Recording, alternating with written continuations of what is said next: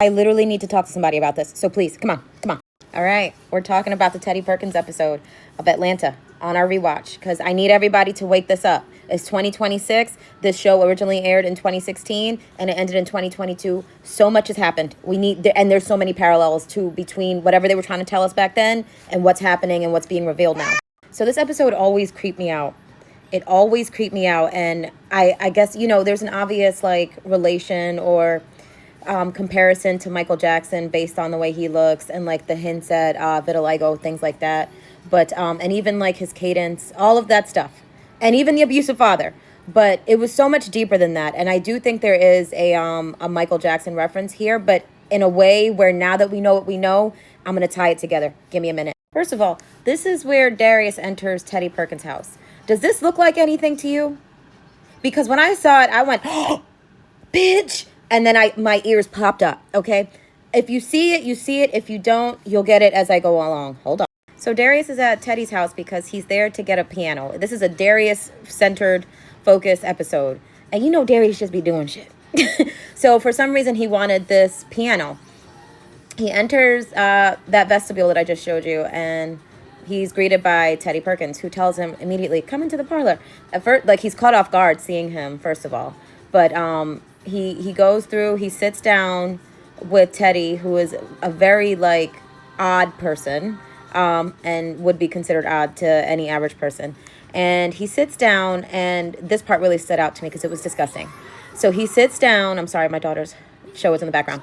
He sits down in the parlor, and he's like, oh, I've never been to a house with a parlor before. And Teddy proceeds to open up an ostrich egg. This scene literally, Darius almost threw up when he opened this ostrich egg. And as did me. I almost threw up. I was like, yo, what the fuck? Because he goes in and he puts his hand in there. It was absolutely disgusting. He puts his hand in and then he pulls it back out. It was... So you can absolutely tell that Teddy is a very lonely person.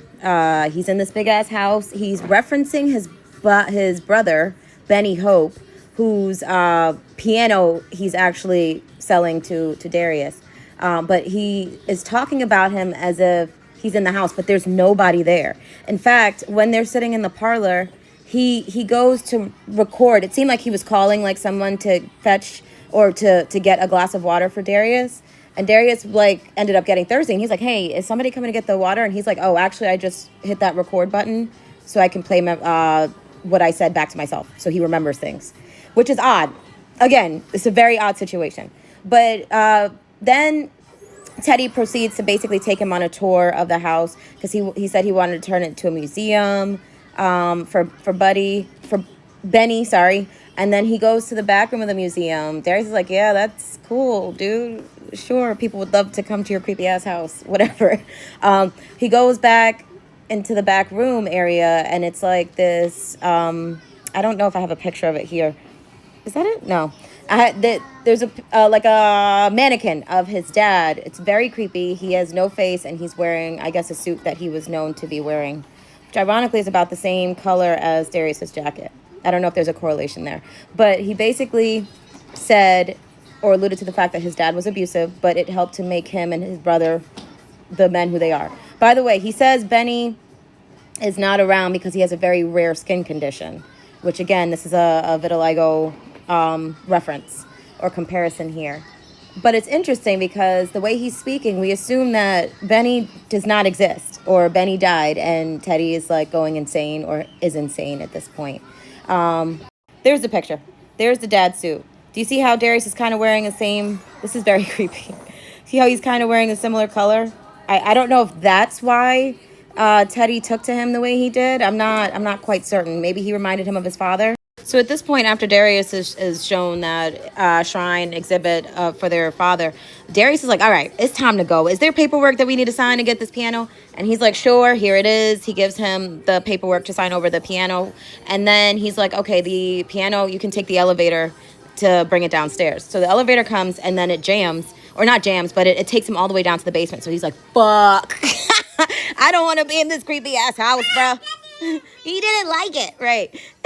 He didn't want to be in that creepy ass house, but it goes to the basement of all places. So he's in the basement. He's like, fuck, looking around. And then who's there? It's Benny. Oh shit, Benny's a real person. He's alive. That's interesting. Benny can't speak, and Benny's covered from head to toe essentially because of this rare, very rare skin condition that he has, that his brother alluded to. So Benny's like trying to like mime to him, like, hey, or sign to him, sorry, that he needs him to kill a brother. He's like, what? He's like, how am I even gonna do that? And he said there was a gun in the attic. So he has Darius go look for or I think Darius actually went to just leave. He's like, fuck this, I'm getting the fuck out of here. And as he's getting ready to exit, he notices that his car is blocked by Teddy's car. And also his van, because he had to rent a U-Haul to bring the, wow, that might even be a hint itself as well. But he had to rent a U-Haul to take the piano home, obviously. He's not going to carry it on his back. So he went and he looked around, and what does he see? But Teddy with a rifle. Or I don't even know what type of gun that was, but he was there ready to off him. And he was like, what are you doing? So I don't know if somebody got... I'm recalling it from memory now because I watched it like a few days ago, so I don't quite remember every single detail. But basically, Benny comes upstairs and Teddy, he's like surprised to see him. I don't know if he had like maybe hallucinated that he wasn't alive anymore or what have you, but he was so surprised to see the brother because he's like, oh shit, you're here? Even though they're in the same house, they obviously were not communing with one another.